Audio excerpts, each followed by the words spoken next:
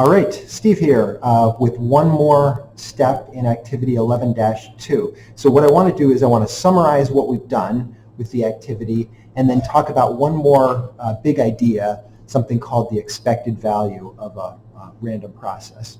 Okay, so in the random babies activity, we in activity 11-2, we looked at theoretical probabilities, right? So we made a list of all the possible outcomes of matching babies to mothers.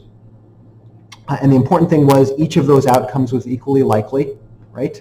And then we calculated how many times each matching occurred, right? So 9 times we didn't have any matches, 8 times we had 1 match, and so on, right? We had 24 total elements in our sample space. And then we calculated proportions, right? So 9 out of the 24 outcomes gave us no matches, 8 out of the 24 outcomes gave us 1 match, and so on. And that gave us our probabilities, okay? This table that we've built is what we call the probability distribution.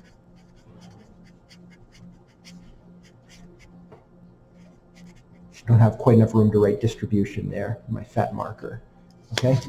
And so we found the probability, and this is the theoretical probability distribution. So it's a list of the events, right? 0, 1, 2, 3, 4 matches, and then the probabilities of each of those occurring, right?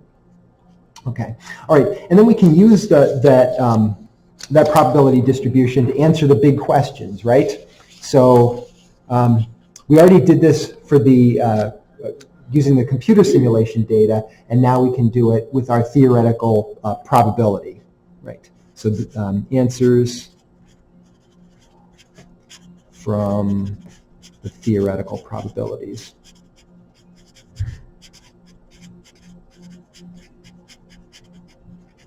Okay, and with this data, then the questions are pretty easy to answer, right? What's the probability that none of the mothers got the right baby?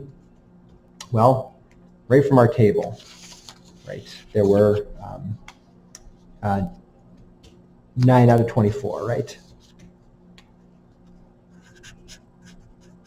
Or 0.375. What's the probability that exactly 1 or 2 or 3 or 4 of the mothers got the right baby? Right, just pull those right off the table. What's the probability that at least one of the mothers got the right baby? Okay, well, let's look at our table, right? At least one, not exactly one, but at least one. So 8 times there was 1 match, 6 times there were 2 matches, one time there were 4 matches, so 8 and 6 is 14 and 1 is 15. So 15 out of 24 times, or use my calculator, 0.625. So 62.5% of the time you'd expect to get at least 1 match, right? What's the most likely number of correct matches of baby to mother? Okay, that was the 0, right? Okay, and last it says on average, it asks what is the expected number of matches, and that's the question we're going to go after now, okay? Oh, but before I forget, there's one other series of questions that we can answer right away that we should do. Going back to the very beginning, right? Remember the elevator question? If 4 people in a crowded elevator get their cell phones mixed up and decide that each of them will simply take one at random, would it be more likely for everyone to get the right phone or for nobody to get the right phone? And obviously, right, we know from this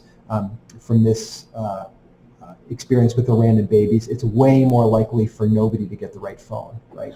Only a 1 in 24 chance that everybody will get the right phone, okay? And what about this? Same scenario. Is it more likely for exactly 1 person to get the right phone or exactly 2 people to get the right phone?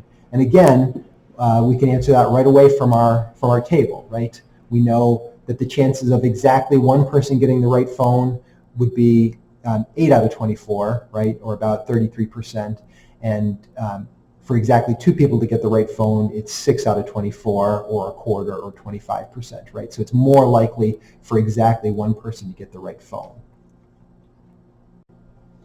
Okay, so back to the main point here. Our goal is to talk about this idea of expected value, all right? Okay, on average, what is the expected number of matches, right? So if you just did a random trial, on average, what would you expect as far as the number of matches you get, okay?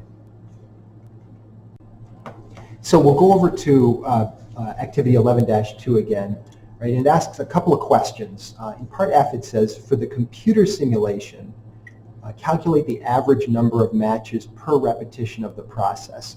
Okay, now we actually did this back in activity 11-1, but we'll do it again just as a reminder.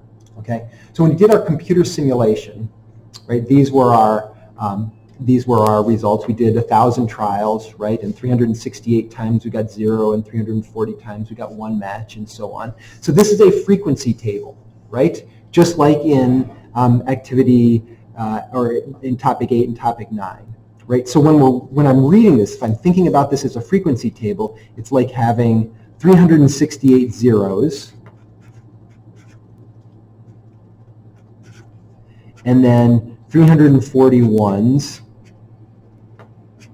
and then 245 twos, and then 47 fours. Right? So I've got 368 of those, and 340 of those, and 245 of those, and 47 of those. Right? So if I want to find the mean, right, I have to take the sum of the observations and divide by the number of observations. Right? So so it's like having 368 zeros, and then 340 ones. Right? It's like 1 plus 1 plus 1 plus 1, 340 times. And then 2 plus 2 plus 2 plus 2, 245 times. And then 47 fours. Right? So that's the sum of the observations, and then I divide by the number of observations. If I work this out, I think it comes out to 1,018, and then I divide by 1,000. And I get 1.018. Okay, so what that says is from our experimenting in doing 1,000 trials via computer, that on average we got about just a little over 1 match per trial. Okay, that makes sense? Okay, and now we want to do the same thing with our theoretical probabilities. Okay, so I've got my my theoretical probabilities here.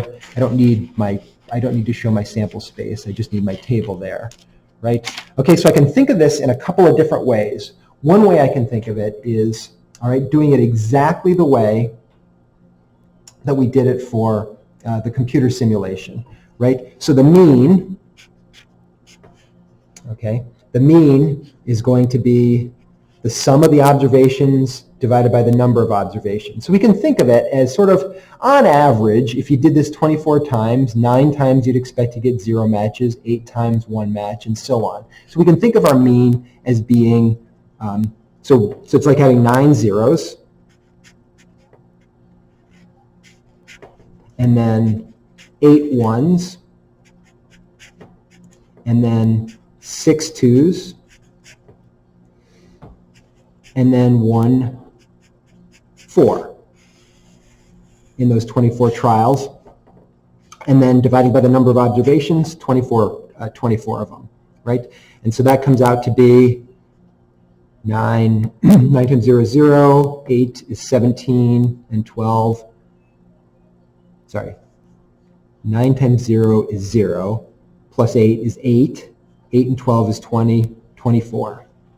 So we get 24 over 24, or 1. Okay?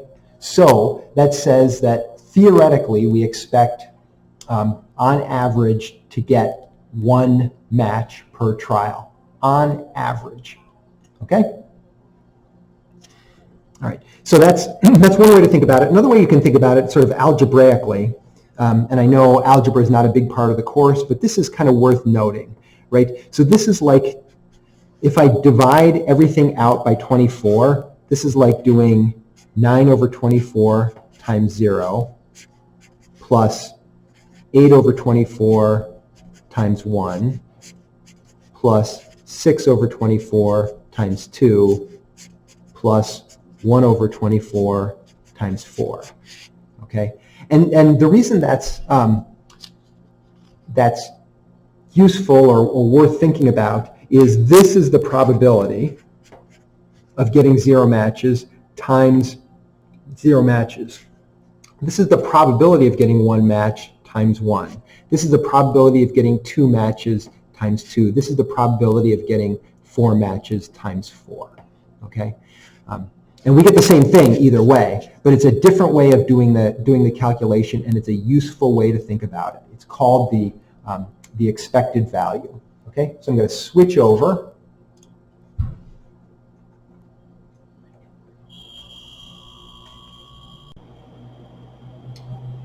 So we calculated the average number of matches per repetition in the computer simulation and got 1.018.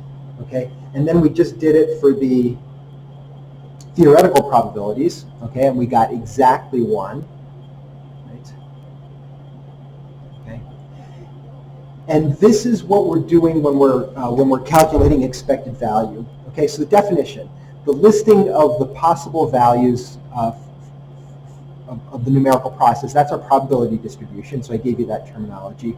The long run average value is called the expected value. Okay, and the way we do it, there you can see it. You take the outcome, like 0 matches, times the probability of getting 0 matches, and then you add to that the outcome, 1 match, times the probability of getting 1 match, and so on. Right? And if you add those things up, you get this long run average that we call the expected value. Okay. A couple things to note as we close here, is that we think of the expected value as the long run average. Okay, it is not necessarily the most likely outcome, right? So our long run average, so on average, we expect to get 1 match per trial. Okay, but that's not the most likely outcome, right? The most likely outcome was 0 matches. Right? In fact, there are scenarios where the expected value might be a value that's impossible to occur, right? Maybe you end up with an expected value of 1.5, okay? Because it's an average, okay? So don't get locked into this idea that the expected value is what you expect in a single trial, or that it's the most likely outcome. Okay? All right, we'll get more practice with that in our final activity from topic 11.